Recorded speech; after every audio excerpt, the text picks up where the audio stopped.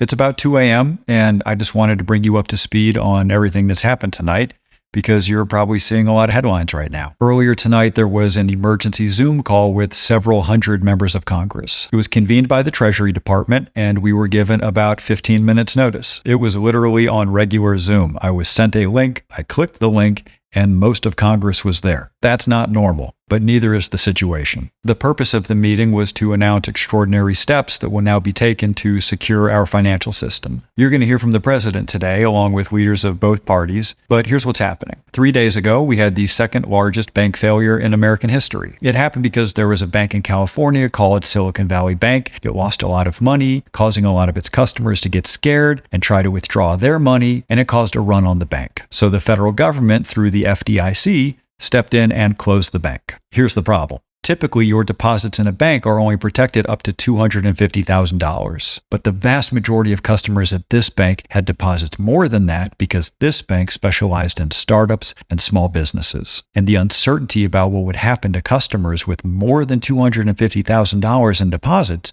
started to spread to other banks. A New York bank failed last night. Others have started flashing red. Basically, people with money at smaller banks were getting scared and transferring their money into bigger banks, and we were in the early stages of a domino effect. Which brings us back to the emergency Zoom call. All the depositors at the Silicon Valley Bank will be made whole. Same with the bank in New York. We're going to pay for that with a fund that banks already pay into, not with taxpayer money. And the people being protected are just the depositors. These are mainly businesses that otherwise would have to close and lay off thousands of people because they chose the wrong bank. We're not protecting the management or the people who own stock in the bank. Right now, every step being taken has one purpose: to make sure this domino effect ends now. We caught it early enough so that taxpayers won't have to pay. We can pass the bill on to the banks.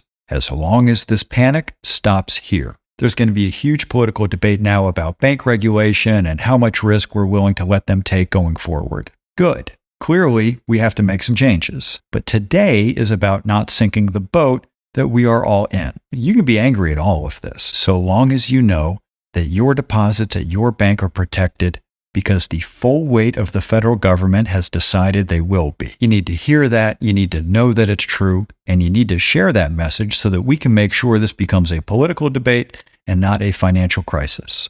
And for anyone who follows me, I promise to keep you posted.